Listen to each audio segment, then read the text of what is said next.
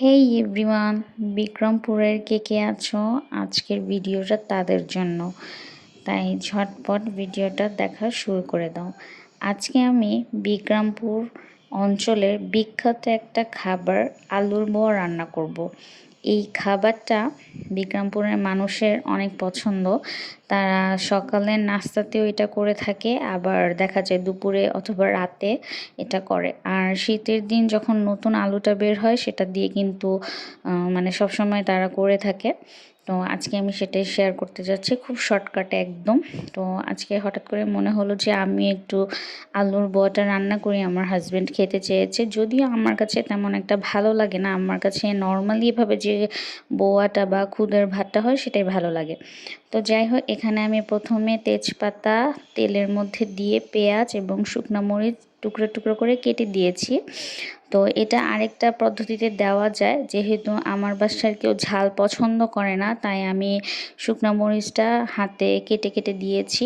তো এটা লবণ দিয়ে চটকিয়ে যখন চালটা বলক আসে তখনও দেওয়া যায়। তোমরা যারা ঝাল পছন্দ করো তারা ওইভাবে দিবে। আর এখানে দেখো আমি মোটা মোটা করে আলু কেটে নিয়েছি। যেহেতু এটা আলুর বোয়া হবে, তাই আলুগুলোকে চিকন চিকন করা যাবে না, একটু মোটা মোটা করে কেটে নিবে যাতে আলুটা কামড়ে কামড়ে লাগে। তো এখানে আমি 5টা আলু কেটে নিয়েছি। তো মোটা মোটা করে কেটে আমি এখানে যে পেঁয়াজ আর যে মরিচটা দিয়েছি, তো সেটার সাথে একটু কষিয়ে নিব। তো যেহেতু আলুটা সিদ্ধ হতে একটু সময় লাগে, তাই তোমরা আলুটা আগেই দিয়ে দিবে। তো এখানে আমি চাল ধুয়ে রেখেছিলাম। এটা ভাতের যে খুদটা থাকে সেটা দিয়েও তোমরা রান্না করতে পারবে, অথবা পোলার যে খুদ থাকে সেটা দিয়ে।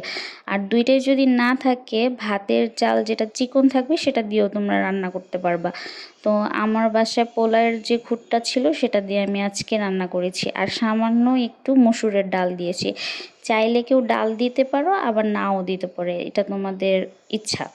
তো এখানে আমি 2টা কাঁচামরিচ দিয়ে দিয়েছি ফালি করে। তোমরা যদি ঝাল বেশি খেতে চাও তাহলে আরও কয়েকটা অ্যাড করে দিতে পারবে। তো চাল ডাল সব কিছু আলু একসাথে মিলিয়ে আমি এটাকে সুন্দর করে ভাজা ভাজা করে নেব। তো এটা একদম খুবই সিম্পলি, সকালে যদি ঘুম থেকে উঠে তোমাদের নাস্তা বানাতে না ইচ্ছে করে, এটা এভাবে জাস্ট আলু কেটে চাল টাল ধুয়ে তোমরা এটা বসিয়ে নাস্তা হিসেবেও খেতে পারবা, অথবা রাতে মন চাইলো শীতের রাতে যেমন গরম গরম যারা বোয়া পছন্দ করো তারাও এভাবে ঝটপট বসিয়ে দিতে পারবা। তো এখানে আমি পানিটা মেপে বসিয়ে দিলাম। খুবই ইজি, খুবই শর্টকাট। তো তোমরা বাসায় এটা অবশ্যই ট্রাই করবা। আর যারা বিক্রমপুরের আছো তারা তো জানোই এটার রেসিপি। আর এইখানে চাইলে তোমরা আদা কুচিটা অ্যাড করতে পারো, যেহেতু আমার আদা কুচিটা দাঁতের নিচে পড়লে ভাল লাগে না, তাই আমি আদা বাটাটা দিয়েছি। তো তোমরা চাইলে এখানে আদা কুচি কুচি করে দিতে পারো, তাহলে টেস্ট হয়তো বা ভালো লাগতে পারে তোমাদের কাছে। তো এই যে দেখো পানিটা একদমই টেনে নিয়েছে। তো পানিটা টেনে নেওয়ার পরে এটা আমি এখন দমে বসিয়ে দিব।